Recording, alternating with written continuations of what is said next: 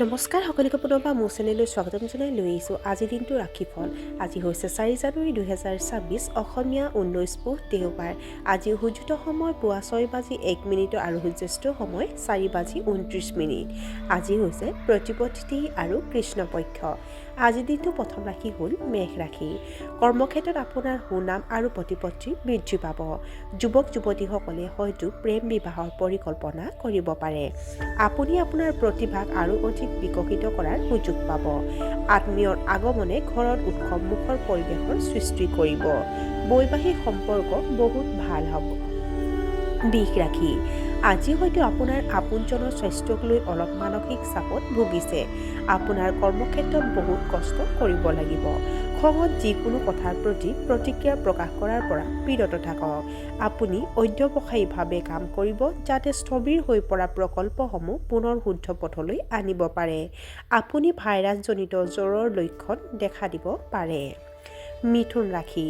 আপুনি হয়তো নিজৰ লক্ষ্যৰ প্ৰতি যথেষ্ট আৱেগিক। অতীতৰ ভুলৰ পৰা শিকিবলৈ চেষ্টা কৰক। আপোনাৰ সকলো কাম সময়মতে সম্পূৰ্ণ হ'ব।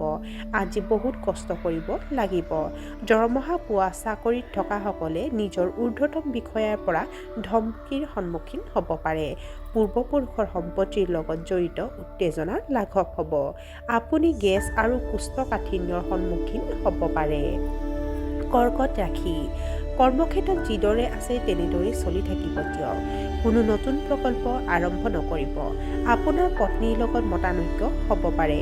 অপ্ৰয়োজনীয় তৰ্কই আপোনাৰ সম্পৰ্কত প্ৰভাৱ পেলাব পাৰে। সন্তানৰ সমস্যাৰ প্ৰতি গুৰুত্ব দিব লাগে। পুৰণি ঋণৰ বাবে আপুনি মানসিক চাপৰ সন্মুখীন হ'ব পাৰে। সিংহ ৰাশি। আপোনাৰ কৃতিত্বত সন্তুষ্ট হ'ব। আপোনাৰ সুনাম বিপন্ন কৰিব পৰা যিকোনো কাম এৰক।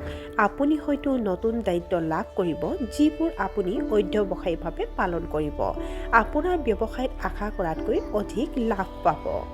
কন্যা ৰাশি। ৰাজনৈতিক বিষয়ত জড়িত লোকসকলে অলপ সাৱধান হোৱা উচিত। আপোনাৰ পত্নীৰ স্বাস্থ্যৰ যত্ন লওক। সহকৰ্মীসকলৰ সৈতে আন্তৰিক সম্পৰ্ক বজাই ৰাখক। মানসিক চাপ নোহোৱাকৈ শান্ত মনেৰে সমস্যা সমাধান বিচাৰি উলিয়াওক। কৰ্মক্ষেত্ৰত অংশীদাৰৰ পৰা পৰামৰ্শ আৰু সহযোগিতা বিচৰাটো লাভজনক হ'ব। তুলা ৰাশি। আজি আপোনাৰ আত্মীয়ৰ লগত অভাৱনীয় মুখামুখি হ'ব পাৰে। আপোনাৰ মনোবল বৃদ্ধি পাব। ঘৰৰ পৰিৱেশ অতি সুখদায়ক হ'ব। অনলাইন ব্যৱসায়ত কিছু সমস্যাৰ সন্মুখীন হ'ব পাৰে। ৰোমান্টিক সম্পৰ্কবোৰ অধিক আৱেগিক হৈ পৰিব। সংবাদ মাধ্যমত কাম কৰা মানুহৰ বাবে দিনটো বৰ ভাল।